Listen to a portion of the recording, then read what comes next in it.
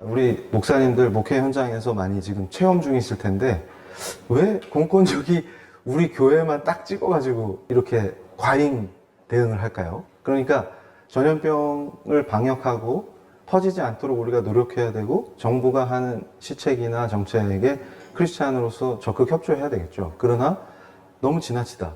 그래서 이미 제가 기고했던 글들을 보셨겠지만 이 지나치면 위헌이 돼요. 왜냐하면 우리 크리스찬들한테는 본질적으로 종교의 자유라고 하는 그 자유권이, 헌법이 보장하는 자유권이 굉장히 중요합니다. 그러니까 무슨 얘기냐면 손 잘 소독해라, 마스크 써라, 그리고 거리 지켜라, 이런 거는 교회에 요구할 수가 있어요. 그리고 예배에 참석하는 분들이 그런 것들을 엄격하게 준수할 필요가 있습니다. 그런데 예배의 내용을 간섭받는 거는 종교의 자유라고 하는 기본권의 본질을 침해하는 거예요. 그러니까 우리가 착각하면 안 되는 게 모든 자유가 완전하게 다 보장된다, 그런 의미가 아니라 자유에는 한계가 있습니다. 그러니까 우리가 종교의 자유를 보장받을 때도 그 한계가 있는 것이죠. 그런데 우리 헌법이 얘기하는 게 뭐냐면 그 기본권의 본질을 침해할 수 없다는 거는 예배 내용이나 설교 내용, 그리고 우리 스스로 정하는 찬양의 내용이나 방식, 이런 거를 정부가 규제할 수 없다는 뜻이에요. 근데 이런 것들에 대해서 과감한 규제를 하고 있다. 그리고 제가 아주 코믹한 것들을 겪고 있는데, 오늘부터 전 교회에 주일 예배를 제외하고 다 모이는 거 금지한다. 이것도 얼마나 넌센스냐면, 우리 집사님들이 뭐라 그러시냐면, 그럼 소모임을 카페 가서 하자, 이렇게 말씀하세요. 교회 근처 카페. 그러면 교회에서 소모임을 하면 코로나에 직방으로 걸리는데 근처 카페에 가면 괜찮나 봐요. 그러니까 이런 것들이 왜 교회냐, 여기에 이제 우리가 관심을 가져야 되겠습니다. 그러니까 저는 지금 오늘 강의의 부제로 자유를 위한 투쟁의 시대가 이제 포스트 코비드의 중요한 문제다, 이렇게 말씀드리는 게, 저는 이제 포스트라는 말을 어떤 역사나 시간의 흐름 속에서 이후의 시대, 이런 의미로 후라는 거에 포커스를 맞추는데, 제가 볼 때는 이건 시간적 의미가 아니라 굉장히 전투적 의미로 지금 다가오고 있다. 저한테는 이게 굉장히 강력한 메시지인 거죠, 포스트라는 말이. 근데 이제 포스트 모던이라는 말도 심각한데 포스트 코비드 이러니까 더 공포스러워요. 왜냐하면 코비드라고 하는 질병이 갖고 있는 어떤 그런 측면과 포스트라는 말이 갖고 있는 파괴적인 게 겹쳐지니까. 근데 지금 이게 저는 걱정하는 게, 우리가 자유를 쟁취하는 과정이 인류 역사에서 매우 중요합니다. 특히 우리 크리스찬들한테는 종교개혁의 역사가 바로 이 자유를 쟁취하고, 그리고 우리 크리스찬들 중에 잘 모르는 분들이 있는데, 제가 이제 자유민주주의의 역사적 근원, 이런 거 밝힐 때 주로 에모리 대학의 존 위티 주니어 교수님 이론을 많이 인용하고 했었는데, 사실 종교개혁이 원조죠. 자유권의 원조. 그러니까 개혁을 해놨는데 왕이 바뀔 때마다 순교를 당해야 되는 거예요. 그러니까, 그리고 또 이제 프랑스, 칼빈이 프랑스 출신이지만 프랑스 성도들 생각해 보세요. 개혁을 하는데 왕이 이제 탄압 안 할게, 괜찮어 했다가 또 왕이 마음 바뀌면 죽는 거거든요. 이걸 반복하는 과정에서 위대한 종교개혁자들이 생각한 게 뭐냐면, 헌법이라는 게 이 종교의 자유를 중심으로 자유권을 보장하면 어떤 통치자가, 세상의 통치자가 바뀌어도 우리 크리스찬들은 우리 신앙의 본질을 회복한다는, 성경 중심의 올바른 신앙을 할 수가 있겠죠. 근데 거기서 시작됐습니다. 그러니까 사실 자유권이라는 게 여행의 자유 같은 거 생각해도, 크리스찬은 기본적으로 선교해야 되니까 여행의 자유 필요하죠. 교회 세워야 되고, 법인 설립의 자유, 그 다음에 우리 목사님들이 책을 쓰셔가지고 성도들을 가르치시니까 출판의 자유, 우리 또 모이니까 집회의 자유. 그래서 중국에 유학 갔던 학생이 돌아와갖고 제 PLI 그 스터디 하면서 저한테 얘기했던 것 중에 가장 인상 깊은 게, 우리는 통제나 감시 안 받고 이렇게 모일 수 있어서 너무 좋아요, 이렇게 얘기하는 거죠. 그러니까 이 우리 대한민국 헌법이 보장하는 자유가 얼마나 귀한지를 이제 우리가 지금은 잘 못 느껴요. 자유가 보장된 상태이기 때문에. 근데 앞으로는 이 자유를 그냥 거저 공기처럼 숨쉬고 물처럼 마시던 거를 이제는 비싼 대가를 치러야만 우리가 이걸 누릴 수 있는 시대로 점점 가게 될 것입니다. 근데 왜 특별히 공권력은 자꾸 우리 교회에 포커스를 맞추냐? 이거는 제가 전부터 오늘 강연 중에도 등장할 텐데 이게 이데올로기 문제랑 무관하지 않아요. 그러니까 제가 지금도 교회에서 강연할 때 어떤 분들이 교수님 너무 정치적이에요. 그런데 예, 성경이 정치적이에요. 그리고 정치, 경제, 사회, 문화 어떤 영역도 하나님의 절대 주권과 무관한 영역이 있어서는 안 되는 거죠. 근데 이걸 자꾸 우리가 놓치고 잘못된 신앙이 마치 바른 신앙인 것처럼 성과 속을 분리해서, 그러니까 젊은이들도 우리 직장에서는 대충 그냥 살면 되고 이건 밥벌이 수단이니까 교회 가서 하는 일이 진짜 성스러운 일이야 이렇게 착각하는 거죠.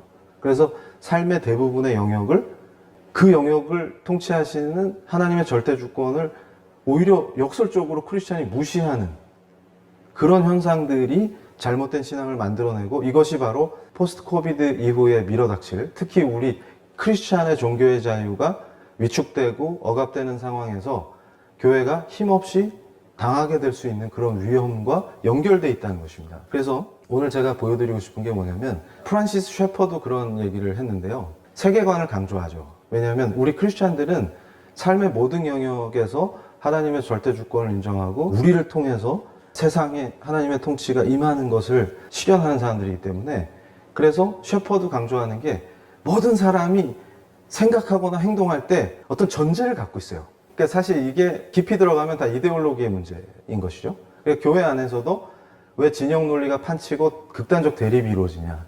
이것도 같은 바이블을 갖고 있는 사람들인데 왜 합의가 안 되냐. 이럴 때 제가 제 사역 초기부터 강조했던 게, 이데올로기로 성경을 보면, 그러니까 성경의 관점에서 이데올로기를 받아들이는 거랑 이해하는 거랑 정반대의 상황이 벌어지는 거죠. 그러니까 제가 푸코나 데리다나 이런 현대 철학의 거장들을 연구를 하면서 이게 이제 성경적인 가치나 성경적 세계관과 어떻게 충돌할 것이냐 이런 것들에 대한 것을 제가 이제 크리스찬이 된 뒤로 더 심도 있게 연구를 했었죠.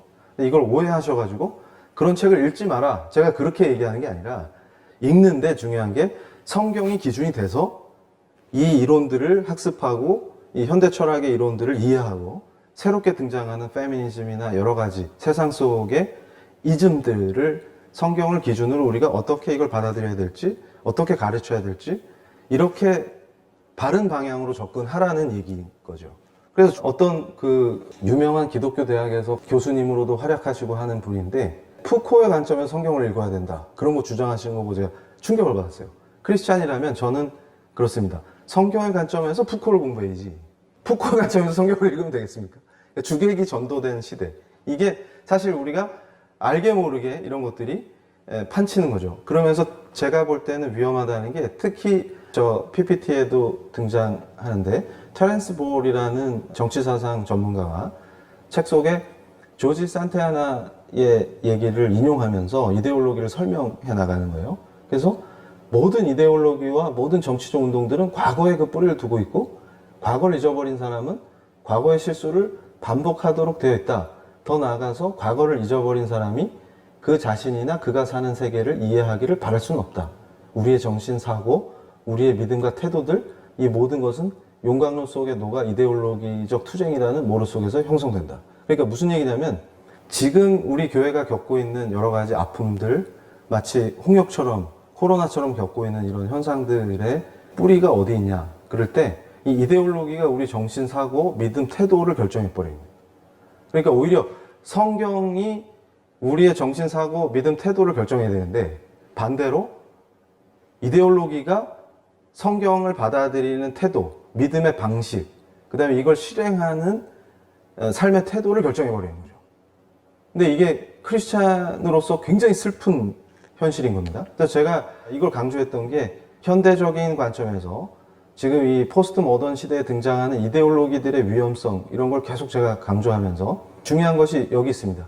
그 일관되고 포괄적인 이념 체계로서 사회적 조건을 설명하고 평가한다, 이데올로기가. 이 설명이 중요한데요. 사람들이 사회 속에서 차지하는 자신의 위치를 이데올로기를 통해서 이해해요.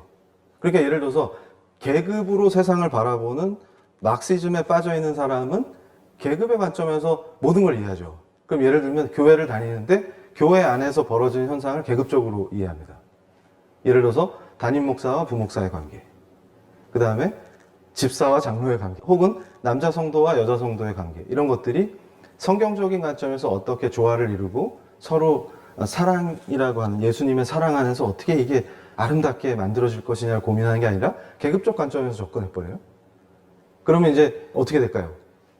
이런 현상들이 자연스러워지는 거죠. 교회 안에서조차. 그래서 막시즘뿐만이 아닙니다. 다양한 관점의 이데올로기들이 거꾸로 크리스찬을 지배해버리는 거죠. 그래서 이 이데올로기의 기능 4가지를 테렌스 볼 교수가 정리를 했는데, 첫 번째가 설명적이고, 두 번째가 평가적, 세 번째 지향적, 네 번째 강령적. 이 4가지 기능을 가지고 우리의 삶의 태도, 세상을 이해하는 방식, 이런 걸 다 지배해버리는 겁니다. 그러면 우리가 신앙생활 하는 방식조차도 성경이 아닌 이데올로기가 지배할 수 있겠죠. 이런 현상들이 벌어지고 있다는 것입니다. 그래서 제가 우리 횃불에 입학하기 전에도 로잔 운동에 대해서 나름 연구를 좀 했었는데 아주 좋은 운동이에요. 그리고 횃불에 입학한 뒤에 더 깊이 있게 공부를 할 수 있었는데, 로잔 운동은 내용도 좋고 흐름도 좋고 제가 굉장히 의미가 있다. 그리고 특히 로잔 운동에서 제가 중시하는 거는 제가 늘 강조했던 것들, 그러니까 성과 속의 분리의 문제점, 그 다음에 저는 사실 굉장히 젊은이들에게 강조했던 게 선교와 사회참여가 분리될 수 없다. 그러면서 우리 기독교의 역사, 특히 우리가 식민지, 암흑기를 겪을 때 교회가 희망을 주고 그 어둠에 우리 민족이 처해 있을 때, 식민지의 어둠 속에 있을 때 미국에서 온 선교사들이 빛이 되어줘야 되겠다. 우리 식민지 청년들에게. 그런 관점에서 아예 그냥 선교사님이, 호모 선교사님 같은 분은 아예 그냥 본인이 독립운동을 해버리시잖아요. 근데 그게 바로 선교와 사회 참여는 분리될 수 없는 겁니다. 그러니까 우리는 어두운 곳이 있으면 거기 들어가서 빛이 돼줘야 되는 존재이기 때문에, 부패한 게 동네가 있으면 거기 들어가서 소금이 돼야 되고, 원래 선교와 사회 참여는 분리될 수가 없죠. 근데 자꾸 이걸 분리시키는 게 마치 좋은 신앙인인 것처럼 잘못되는데, 로잔 운동의 흐름은 제가 볼 때 선교와 사회 참여를 분리하지 않는 아주 좋은 흐름을 형성하고 있다, 이렇게 생각이 됩니다. 물론 이제 비판하시는 분도 계시겠지만, 그래서 제가 특히 이제 한국 안에서 소위 이제 로잔의 정신을 기초로, 특히 1974년 로잔 언약의 기초에서 복음주의 운동을 한다는 단체들을 제가 연구위원이 돼서 어떤 교단 안에서 조사한 적이 있었어요. 근데 그때 제가 제일 충격을 받은 게 뭐였냐면, 공식적으로는 로잔 언약과 로잔 운동을 따른다 이렇게 표명을 했는데 실제 활동들은 정반대인 거죠. 굉장히 위험한 활동들. 그러니까 일방적인 북한 정권 옹호라든가, 그 다음에, 그러니까 저는 그렇게 생각해요. 크리스찬이 인권을 무시할 수 있는가? 그럴 때 우리 북녘의 교우들이 당하고 있는 심각한 순교 상황, 이런 것들에 대해서 눈 감고 일방적으로, 심지어는 이제 연평도 포격을 당한 직후에 이 목회자들이 모여서 3.1 선언이라는 걸 하면서 한미 연합훈련을 중단해라. 왜냐하면 연합훈련 하니까 포 쏘지 않냐. 포 쏜 건 괜찮은 거예요, 지금. 그래서 이런 일이 왜 벌어질까 고민에 빠지게 된 겁니다. 그러면서 또 복음주의를 앞세워서 동성애는 인권이니까 동성 혼도 받아들이고 금지법을 빨리 도입해서 차별을 시정해야 된다. 인권을 추구해야 된다. 그런데 제가 오늘 이제 차별금지법에 대한 내용도 이 포스트 코로나의 시대에 교회에 밀어닥칠 것 중에 하나이기 때문에, 특히 이게 우리 크리스찬들의 자유를 어떻게 억압하고 침해하게 될 것이냐를 설명해 드릴 거기 때문에 연결해서 말씀을 드릴게요. 그러니까 오히려 이 좋은 복음주의 운동을 마치 특정 이데올로기를 교회 내에서 실현하고자 하는 정치 운동으로 변질을 시켜버린 거죠. 일부 단체들이. 그리고 거기서 주도하신 분들이. 그래서 이런 일이 왜 일어나냐 했을 때, 오히려 로잔 언약은 성경의 무오류, 성경의 권위와 그 다음에 우리 예수 그리스도의 유일성, 유일하신 구세주라고 하는 그런 좋은 신학적인 본질을 강조하는 운동이에요.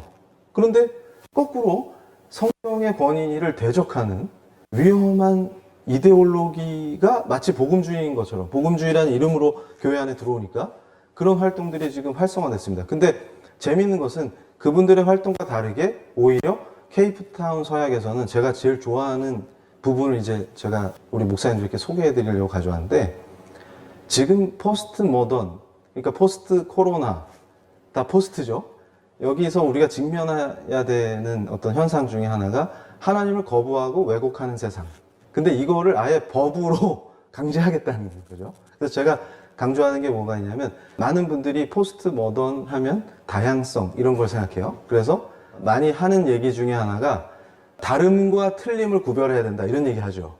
그래서 이건 다른 거야, 이건 틀린 거야, 이 두 가지가 차원이 다르다는 거예요. 그래서 인권 얘기할 때 그런 얘기를 많이 합니다. 근데 제가 요새 강조하는 게 뭐냐면, 다양성을 존중하자. 좋죠. 저도 존중합니다.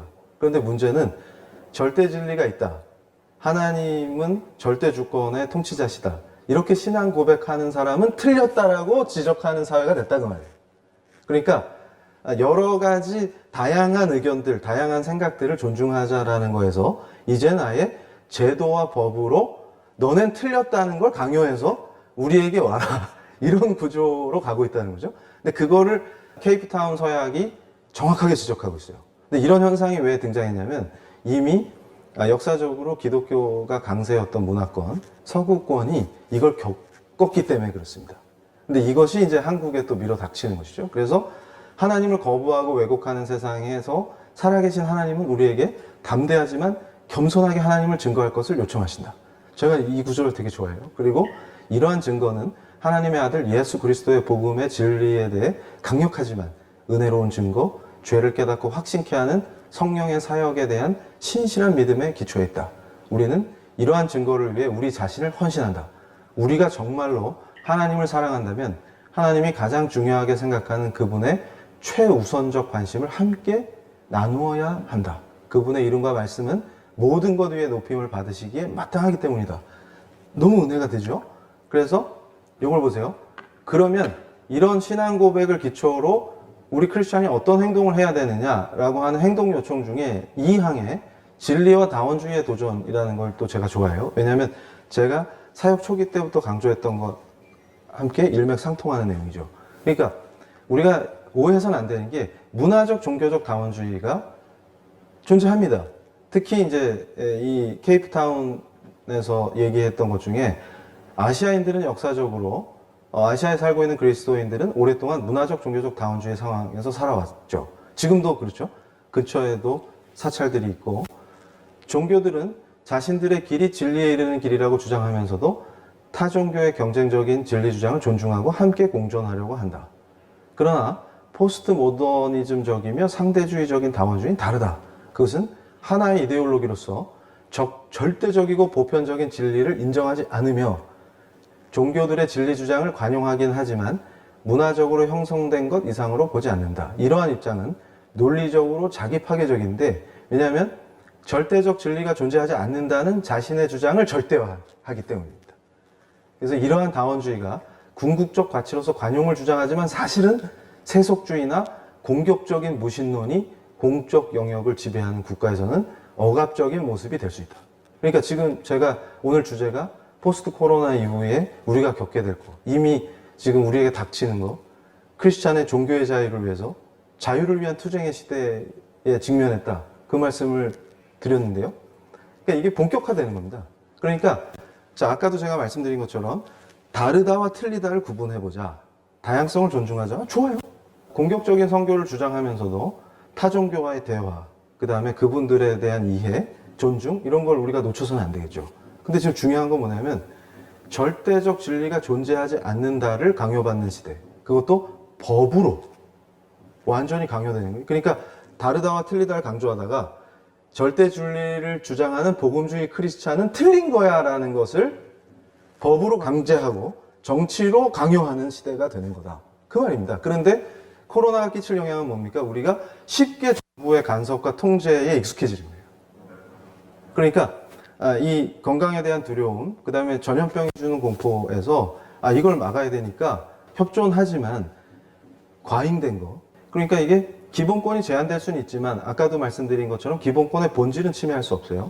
그리고 기본권을 제한할 때는 반드시 형평성이 있어야 됩니다. 이걸 다른 말로 비례 원칙이라고 하고 과잉금지 원칙이라고 해요. 그러니까 피해가 최소화되는 선에서 기본권이 제한돼야 된다는 거죠. 근데 오히려 교회를 집중 타겟팅 해가지고 제가 제일 서운했던 거는 공권력이 경찰을 동원했다는 거예요. 지난 코로나 전국에서. 이번엔 또 교회만 딱 찍어서 소모임 금지라든가 이런 걸 했는데 굉장히 화가 나죠. 왜냐하면 경찰관 직무집행법을 제가 예를 들어서 우리 성도님들께 설명을 드렸는데, 잠재적 범죄 집단이 아니면 경찰이 동행하지 않습니다. 심지어는 실제로 뭐 시장에서 원산지 위반 상인들을 단속한다든지, 아니면 탈세하고 또 이제 세금 안 내갖고 문제 일으킨 분들을 단속할 때도 담당 공무원들끼리 같이 특별한 경우가 아니면 경찰관이 동행을 안 해요. 그러니까 우리 교회를 뭘로 본다는 얘기예요? 그러니까 왜 교회에 적대적일까? 그걸 생각해 보셔야 돼요. 이게 이데올로기의 문제라는 거예요. 제가 이제 이걸 보셔야 돼요. 데이빗 림보라고 하는 베스트셀러 작가가 미국에 있죠. 제가 이제 이 책을 접한 게, 이 책이 출판된 연도가 2004년이에요. 종교자유정책연구원이 출범하기 시작한 해가 2005년이죠. 그런데 제가 그 줄여서 종자연에 가담하기 전에 이미 이 책을 읽고 상당한 관심을 갖고 있었어요. 그러니까 뭐냐면 미국 안에서 어떻게 기독교와 싸워왔는지 이게 총정리되어 있는 것이죠. 그러니까 거꾸로 여기서 뭘 배울 수 있냐면 기독교를 어떻게 효과적으로 박해할 수 있냐, 그리고 거기에 미국 복음주의자들이 어떻게 대응했는데 그걸 열심히 연구하면 그 복음주의자들의 대응을 어떻게 전략적으로 효과적으로 무력화시킬까, 이 답이 나와요. 그러니까 이 책은 아주 중요한 교재입니다. 뭐냐면 미국에서 기독교를 세력을 약화시키고 복음주의자들을 박해하기 위해서 소송도 걸고 뭐 온갖 법과 정책의 영역에서 기독교가 확산되지 못하도록 투쟁을 해왔는데, 그거를 어떻게 하면 더 효과적으로 할 수 있을까? 그리고 기독교인들은 당하고만 있지 않았겠죠? 거기에 대해서 대응하면 그 대응을 어떻게 하면 무력화시킬 수 있을까? 이런 걸 연구하는데 이 책은 아주 도움이 됩니다. 제가 지금 무슨 소리를 하고 있으니까. 그런데 반대로 지금 제가 이 책을 소개해드린 이유가 뭐냐면 그런 시대를 우리가 살고 있다는 거예요. 그러니까 이미 미국에서는, 자, 영국은 벌써 망했고 캐나다도 망해갔죠. 돌이킬 수 있을까 걱정이 되는데, 미국은 복음주의자들이 힘겹게 싸우고 있는 게 이 책으로 설명이 되는 거예요. 근데 이게 이제 한국을 강타하고 있는 것이죠. 아마 코로나와 더불어 포스트 코로나 시대에는 더 강력해질 텐데, 그럼 우리는 어떻게 해야 되냐? 그러니까 이게 이 마지막 때를 준비하는 우리 크리스찬들의 삶과 신앙과 매우 밀접하다. 저는 그렇게 생각을 하는 것이죠. 그래서 제가 또 이 말씀 드리고 싶은데, 데이빗 웰스 교수가 용기 있는 기독교, 이게 한국어판으로는 용기 있는 기독교라고 번역이 됐는데, 원제목을 보니까 필이 파고시죠. 프로테스탄트가 되는데 용기가 필요한 시대다. 그러니까 지금 저는 우리 목사님들 그리고 성도님들, 사랑하는 우리 크리스찬들께 늘 권면드리는 게, 이제는 쫄면 안 된다. 용기 있는 크리스찬만이 크리스찬으로 살 수 있다. 그러니까 이제 성경적인 가치가 악이라고 공격당하고 손가락질 당하고, 절대 진리를 외치는 사람들은 틀린 사람들이고 잘못된 사람들이고, 이 사회에서 억압받고 제거돼야 될 대상으로 지금 여겨지는 시대라는 거죠. 그러니까 다양성을 인정하자는 얘기가 아니라 거꾸로. 그래서 제가 지금도 우리가 막 혼란이 되는 거를 좀 정리해드리고 싶은데, 그걸 생각해 보세요. 근데 모던하다라고 하는 그 시대가 열리면서 종교개혁의 역사가 진행됐지만, 또 인문사회 영역에서, 지적 영역에서는 계몽주의가 승했죠. 근데 이거를 또 이분법적으로 받아들이시는 크리스찬들이 계세요. 그래가지고 세속적 인본주의, 저도 이걸 경계합니다. 왜냐하면 저는 크리스찬이기 때문에 본질이 성경의 기초에서 살아야 된다. 이게 확고한데, 그렇다고 학문을 벌리하면 안 되죠. 난 공부 거부 이러면 안 돼요. 그러니까 그런 거죠. 그러니까 우리 예수님이 사랑과 평화를 말씀하셨다고 나는 군대 안 갈래, 집총 거부, 이런 게 잘못된 신앙이다 그 말이에요. 그것처럼 제가 그래서 완전 이분법적으로 생각하시는 분한테 그랬어요. 칼빈이 인문학적 소양이 굉장히 뛰어난 분이라 기독교 강요를 쓸 수 있었습니다. 그리고 그분이 인문학적 배경이나 훈련이 안 돼 있으면 종교개혁의 위대한 리더가 될 수 없어요. 근데 문제는 뭐냐면 세속적 그 인본주의에 빠져서 타협해가지고 난 좀 세련되니까 자유주의 신학으로 가야지 하는 게 잘못된 거지. 여러분 생각해 보세요. 계몽주의자들이 독실한 크리스찬이 될 수 없지만 독실한 크리스찬들과 연합해서 어떤 사회를 만들었어요? 자유가 보장되는 세상을 만들었습니다. 그러니까 요걸 딱 구별해 보세요. 자, 데이빗 웰스가 자기 책에서 용기 있는 기독교라는 책에서 설명했던 것도 거기 포커스가 있는데 뭐냐면 계몽주의자들은 내면의 자유라는 건 뭐냐면 하나님으로부터의 자유입니다. 성경으로부터의 자유예요. 난 자유다. 그러니까 자유주의 신학에 동조하겠죠. 그런데 중요한 건 뭐냐면 이분들은 내면의 자유를 외치어서 하나님으로부터 자유롭게 독립하자. 근데 그러면서도 기독교인이 될 수 있다라고 착각하는 거죠. 근데 그분들이 그렇게 생각하지만 독실한 복음주의자들과 연합할 수 있었던 이유는 뭐예요? 내면의 자유를 추구하면서 또 제도적 자유를 강조하니까 같이 연합할 수 있어요. 왜냐하면 우리는 교회 짓고 선교하고 이럴 때 법으로 자유를 보장받으면 날개를 다는 겁니다. 그러니까 우리가 선교했다고 수갑차고 하거나 성경책을 소지했다는 이유만으로 잡혀서 살해당하지 않는 제도를 만들어 놓는 거 얼마나 의미 있어요? 그러니까 이 종교의 자유 때문에 같이 가는 거예요. 이게 가능했던 시대를 살았습니다. 그러다가 지금 이제 포스트 모던 시대에 억압적인 상황이 됐다는 뜻은 뭘 의미하냐면 이제는 이분들의 이데올로기와 사상이 바뀌어서 절대 진리를 주장하는 니들 꼴을 못 보겠다라고 하는 시대로 접어들어서 법과 정치가 이걸 철저히 억압하고 통제하겠다라는 방향으로 가는 거예요. 그럴 때 이것이 마치 우리를 억압하는 게 인권을 실현하는 것처럼 성경적 가치 세상에서 완전히 박멸하는 게 민주화 인권인 것처럼 포장되고 강요되는 시대가 된 것이죠. 근데 여기에 교회 내의 일부 이데올로기에 편향된 분들이 동조를 해버리는 거예요. 그래서 완전히 위험 상태에 노출돼 있다.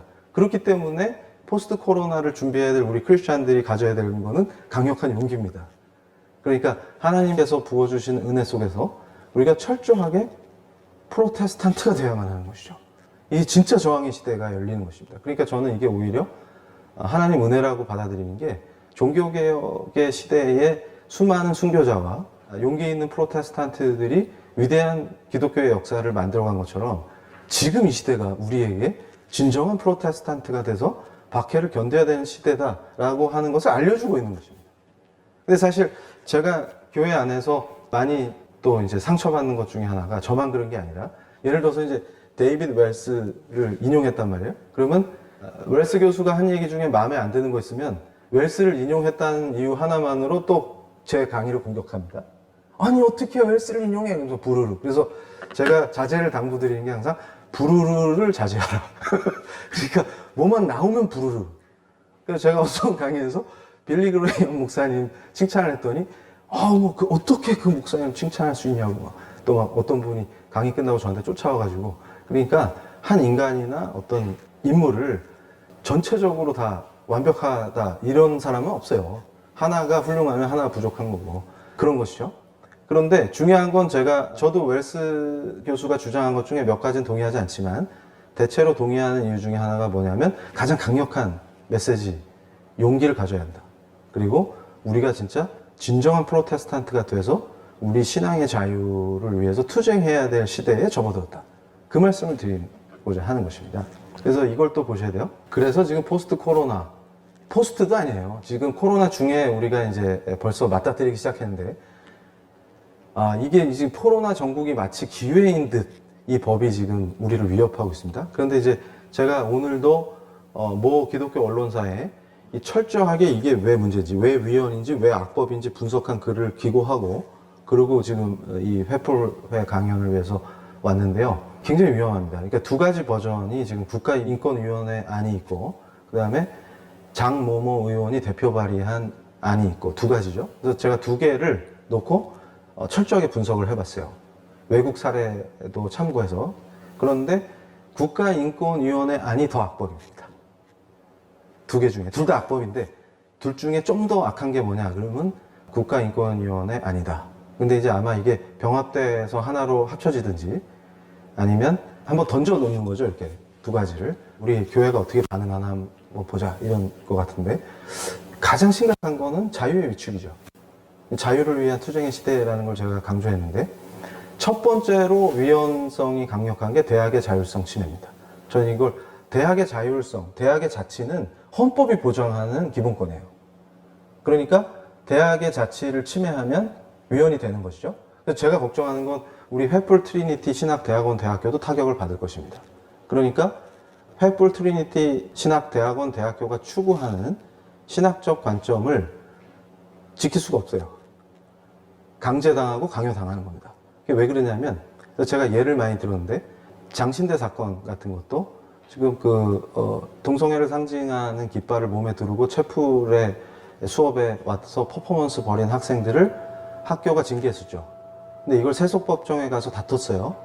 그런데 만약에 징계를 무효화한다, 소송을 통해서, 그런 사건이 실제로 있었죠. 그런데 만약에 이 차별금지법이 통과되면 더 심각해집니다. 이제 아예 학생 지도가 불가능해져요.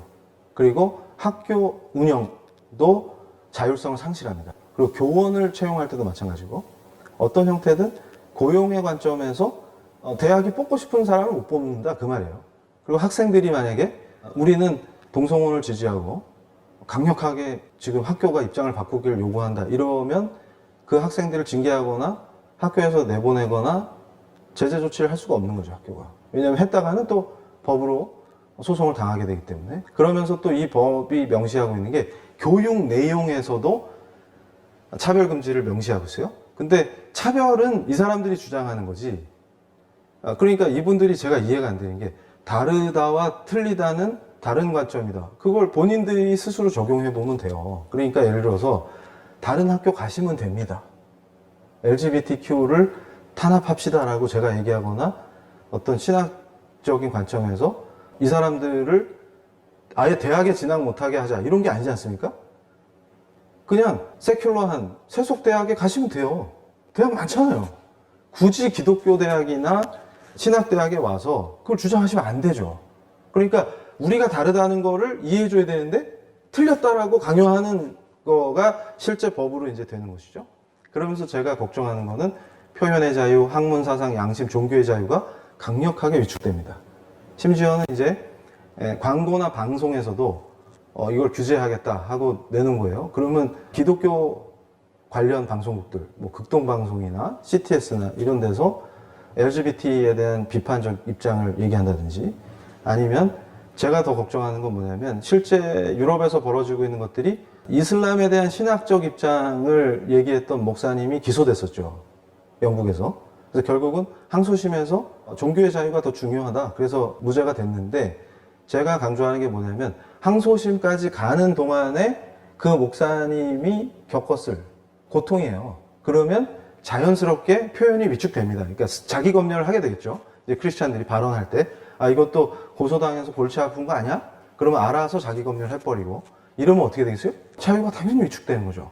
그런데 영국의 그 목사님은 아예 그냥 기자회견 하면서 차라리 나를 구속시켜달라, 나는 종교의 자유와 표현의 자유를 위해서 싸우겠다, 그렇게 하셨어요. 벨파스트에서 일어났던 사건인데, 근데 지금 우리 크리스찬들이 만약에 이제 차별금지법이 통과돼서 시행되면은 바로 박해를 감수하고 그렇게 맞서야 되는 거예요, 용기 있게. 나는 강단에서 당당하게 내 신학적인 견해를 밝히겠습니다. 그러니까 이것이 교육 내용과 대학 운영의 자율성을 침해하고, 또 방송, 심지어는 광고 전 분야에서 아예 비판적 목소리를 원천봉쇄하겠다라고 하는 거예요.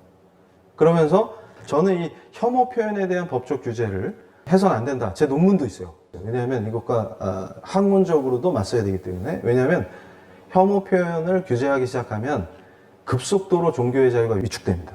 그러니까 이게 단순히 표현의 자유만 위축되는 게 아니라 우리 크리스찬이 신앙생활 할 때 필요한 그 자유가 상당히 위축돼 버려요. 그러니까 무슨 얘기냐면, 귀에 걸면 귀걸이, 코에 걸면 코걸이라는 식으로 부정적이거나 비판적인 얘기를 했을 때 저거 혐오 표현이야, 이렇게 가면, 그러니까 여러분 이 한국 드라마가 해외에서도 많이 화제인데, 아침 드라마 보면 항상 물을 뿌리시죠.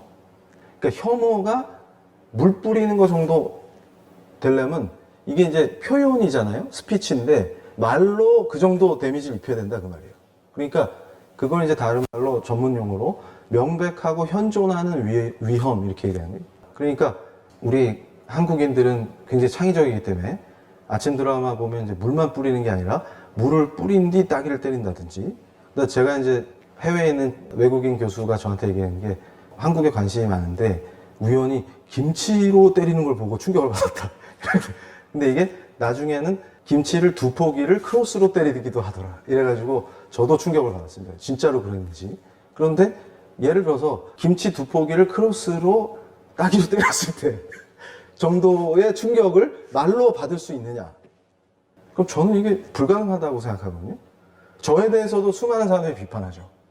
그러면 그때마다 제가 물따기, 김치따기 이렇게 맞은 것 같이 느끼지 않습니다. 물론 기분 나쁘죠, 이렇게 보면은. 그러니까 무슨 얘기냐면 혐오 표현을 강력하게 규제하겠다라고 하는 것은 심각하게 표현의 자유, 특히 우리 크리스찬에겐 종교의 자유를 위협할 수 있어요. 왜냐하면 이분들이 얘기하고 주장하는 것과 성경이 가르치는 내용이 충돌하기 때문에 그렇습니다. 표현을 규제한다는 것 자체가 그것 자체로 엄청난 자유의 위축이 벌어질 것이다 라고 하는 것이죠. 그리고 아까도 말씀드린 것처럼 이제는 고용도 마음대로 못해요. 그러니까 만약에 차별금지법에서 얘기하는 근로자가 교회에서 활동하게 될 부목사님이나 사역자들, 전도사님이나 이런 분들이 만약에 차별금지법이 명시한 근로자에 해당된다면 그분들에 대해서도 교회가 LGBT라서 안 돼 라고 하는 걸 했다가는 징벌적 손해배상이나 강제 이행의 대상으로 전락해가지고 소송당하고 고통을 당하게 되는 것이죠. 그러니까 저는 뭐냐면 우리의 신앙 또 성경적 가치를 지키겠다고 하는 그걸 실현할 수 있는 자유를 완전히 강압적으로 법에 의해서 강요당하고 우리의 신학적 입장조차도 이제 통제당하고 포기하도록 법이 강요하는 시대에 돌입했다는 것입니다. 근데 이걸 아무 생각 없이 지지하는 분들은 뭘까요? 그래서 아까 제가 말씀드린 것처럼 이데올로기가 우선해서 이데올로기의 관점에서 자기 신앙적 태도를 정하고 성경을 해석하고 이런 분들은 충분히 여기 동조할 수 있겠죠. 그리고 아마 그렇게 탄압을 받아도 별 관심이 없을 거예요. 근데 저는 우리 크리스찬들이 무장해야 된다. 아니 폭력적으로 무슨 소총사고 이런 말이 아니라 무장하라는 말이 아까 데이비드 웰스가 얘기한 것처럼 용기 있는 크리스찬으로 무장해야 한다. 그리고 박해의 시대를 우리가 용감하게 맞서야 된다. 그 얘기를 하고 싶습니다. 그래서 이걸 보셔요. 우리가 약한 게 뭐냐면 이제 목사님들도 주변에 설명해 주세요. 차별이라는 게 어떤 형태로 벌어지냐면 직접 차별할 수도 있습니다. 대놓고 뭐 여성은 안 되라든지 이런 것들. 근데 아까 제가 대학 얘기하면서 숙대 사건 같은 거 생각해 보세요. 트랜스젠더 학생이 법학부에 합격했단 말이에요. 그때 학내에서 여학생들이 전부 여학생밖에 없겠죠, 숙대에는. 그 막 전부 반발한 거예요. 안 된다! 이러고. 그리고 수도권 여대 졸업생 단체 이런 데서 막 반대 성명 내고 그랬죠. 근데 만약에 학교가 거부했다, 입학을. 그러면 이제 소송의 대상이 되는 것이죠. 그러니까 예를 들어서 여성은 안 돼. 이런 것들을 대놓고 얘기하는 게 직접 차별이고 간접 차별은 대놓고는 말을 안 하는데 여성을 차별한다든지 실질적으로 승진이나 그 다음에 이제 입사도 어렵게 한다든지 자기들끼리 짜고서 이런 것들이 간접 차별에 해당돼요. 그리고 또 하나가 괴롭힘. 이게 보통 우리가 성희롱 이럴 때 섹슈얼 허래스먼트 하죠. 그 허래스먼트가 괴롭힘이에요. 그런데 이 괴롭힘 중에 아까 제가 말씀드린 혐오 표현이 포함되는 겁니다. 매우 위험하다. 그래서 제가 얘기하는 게 뭐냐면 합리적이고 선택적인 선호랑 차별을 잘 구분 못해요. 그러니까 뭐냐면 예를 들어서 항공기 승무원을 뽑는데 단정한 용모 이렇게 나온단 말이에요. 그 모집 요강에. 그러면 단정한 게 어떤 거죠? 그럼 저처럼 외모가 뛰어난 거. 주로 이렇게 해석을 한단 말이죠. 단정하다는 게. 그런데 왜 외모가 뛰어나야 되죠? 스튜어디스를 하는데. 근데 오히려 예를 들어서 이렇게 짐을 이게 실어야 되니까 팔이 긴 분을 원합니다. 이런 거 가능하다는 거예요. 이해가 되시죠? 그 다음에 군인이나 경찰관, 소방관을 뽑는데 저처럼 저체력을 뽑으면 국민이 위험해지는 겁니다. 그러니까 군인을 외모로만 할 수 없죠. 저처럼. 경찰도 저처럼 외모가 뛰어난 사람만 뽑아놨다가 큰일 나는 겁니다. 그러니까 소방관도 지금 구출을 해야 되는데 팔굽혀펴기 못하면 어떻게 구출을 해요? 그러니까 이런 분들을 체력 기준을 두고 선발하는 거는 오히려 합리적인 선호예요. 근데 이걸 차별이다 해서 팔굽혀펴기 시키지 맙시다. 이런 짓 하면은 그거 주장한 본인이 위험해지는 거예요. 밤거리에서 범죄자로부터 어떻게 경찰관이 우리를 보호해줘야 되지 않습니까? 그것처럼 신학대 교원과 직원을 뽑을 때도 기독교인을 우선시한다. 그게 정상이에요. 왜냐하면 신학대에서 일을 하려면 기독교인이어야 되지 않겠어요? 불교인이 오면 이상하지 않아요? 안 이상해요? 저만 이상한가? 그럼 제가 이슬람 재단에서 일한다고 생각해 보세요. 가능한 얘기입니까, 이게? 제가 또 한번 혐오 발언했다 그러지. 그러니까 이게 불가능한 거를 왜 강요하냐 그 말이에요. 그러니까 신학교나 의료, 복지 이런 거 다 통제됩니다. 이제 교회가 주로 담당하는 게 학교, 의료, 복지죠.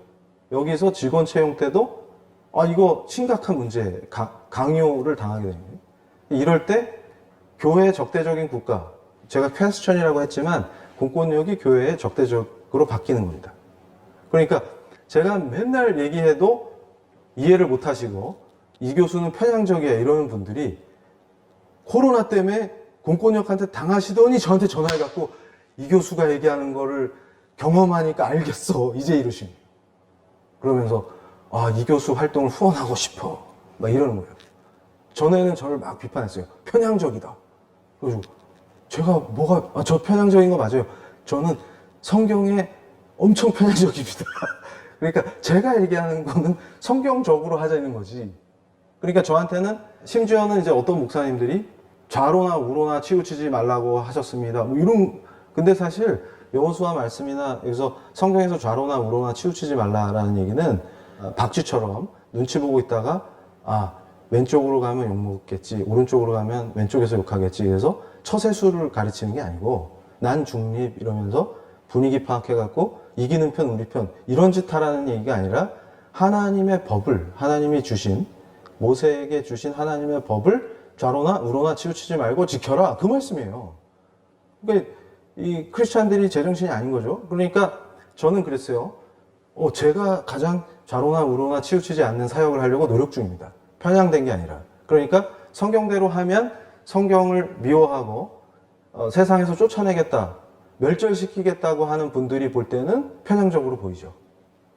근데 제가 주장하는 건 뭐냐면 반성경적인 걸 주장하는 분들을 토벌하자 이 말이 아니라 오히려 계몽주의자와 우리 독실한 복음주의 크리스찬이 공존했던 시대처럼 제도적으로 보장된 자유, 정치와 법의 영역에서 저는 교회에 가서 열심히 기도하고 예배 참여하고 선교하고 그러면서 성경의 가르침을 확산시키고 그러면 마음에 안 들더라도 제가 그렇게 하는 걸 냅두고 저도 저분들이 나름 자기 종교, 자기 사상, 자기 생각에 빠져서 글 쓰고 강연하고 하는 거를 비판해서 서로 논쟁하지만 저걸 법으로 완전히 때려잡아주세요 이런 짓을 서로 하지 않는 그 상태에서 그러면 뭐가 결정이 되겠어요?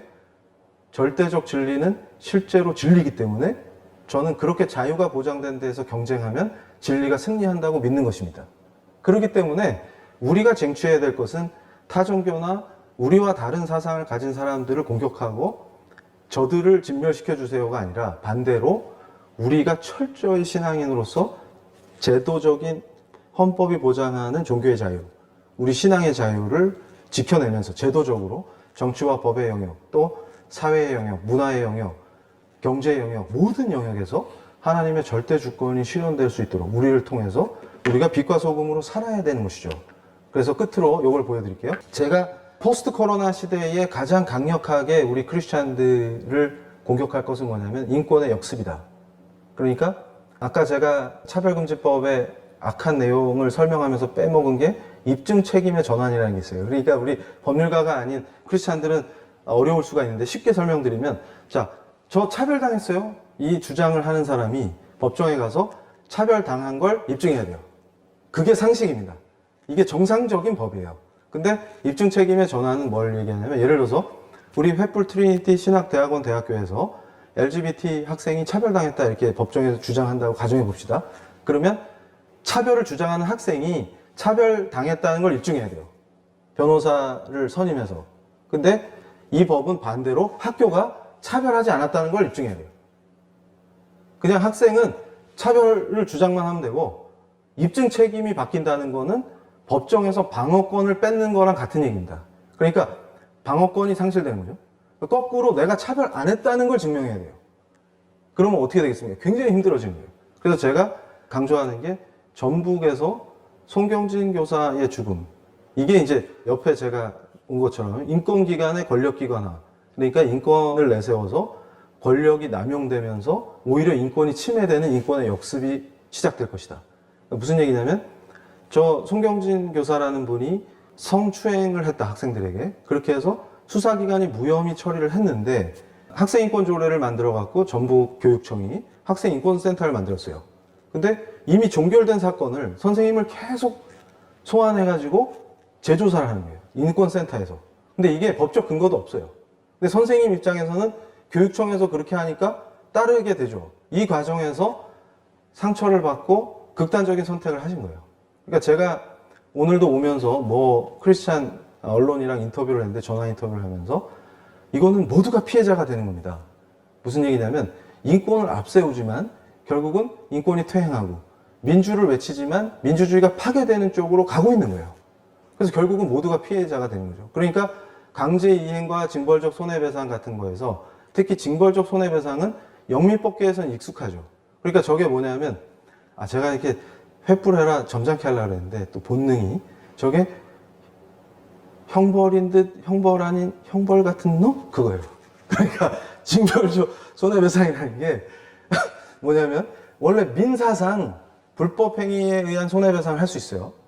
소송으로 다툴 수 있어요. 그런데 징벌적 손해배상이라는 건 뭐냐면 형벌적 요소를 더 가미한 거죠. 그러니까 민사인 것 같은데 형벌적 요소가 강화돼 버리는 거죠.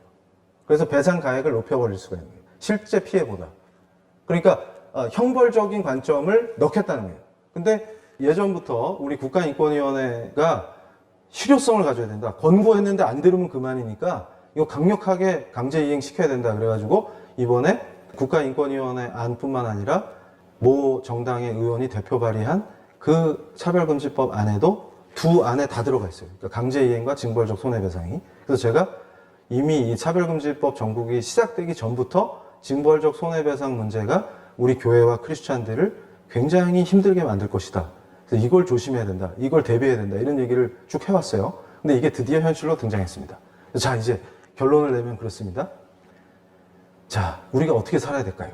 그러니까 결국 저는 이 코비드 19, 요 코로나로 불리는 이 전염병이 우리에게 뭘 지금 알려주고 있느냐.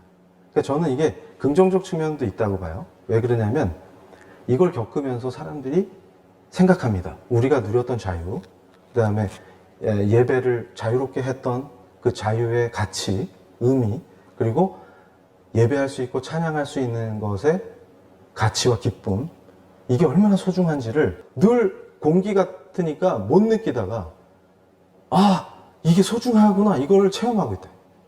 그리고 이것이 본격화되면서 코로나 이후에는 이제 전체 국민들이, 특히 우리 한국인들이 전체주의를 선호하는 이상한 습성들이 있어요. 근데 크리스찬은 절대 전체주의와 양립할 수가 없습니다. 인류를 비참한 현실로 몰고 간 것이 뭐예요? 이 대표적인 전체주의가 뭐가 있습니까? 나치와 같은 세력들, 국가사회주의, 그리고 공산주의, 이런 전체주의적인 흐름에 우리는 당당하게 맞서 싸워야 합니다.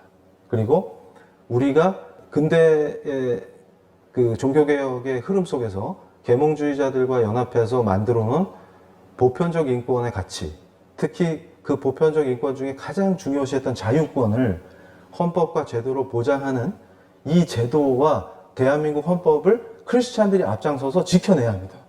우리가 일제시대 때 가혹한 식민통치도 크리스찬이 앞장서서 억압과 그 공포통치를 해도 두려워하지 않고 잘못된 권력에 맞섰듯이, 또 그리고 그렇게 해서 독립과 건국을 쟁취했듯이, 그리고 수많은 어려움 속에서도 우리 크리스찬들이 예배의 자유와 종교의 자유, 이런 것들을 지켜냈듯이 이번에도 우리가 포스트 코로나에 직면하게 될 강력한 통제사회, 전체주의화되는 사회, 그리고 종교의 자유와 신앙의 자유, 표현의 자유, 사상 양심의 자유, 자유권에 집중해서 위축시키고 억압하려고 하는 이 흐름에 맞서서 더 철저하게 데이비드 웰스가 강조한 것처럼 용기 있는 기독교인이 돼서 자유를 지킵시다. 그 안에서 모두가 자유로운 속에서 선교를 자유롭게 하고, 그 안에서 우리가 추구하는 그 진리, 성경을 기초로 한 참된 복음주의적 우리 크리스찬들이 끝까지, 지구 끝까지 세계를 복음화하겠다고 하는 그 열정을 포기하지 말고 함께 하실 때 하나님도 우리와 함께 하시리라고 믿습니다. 감사합니다.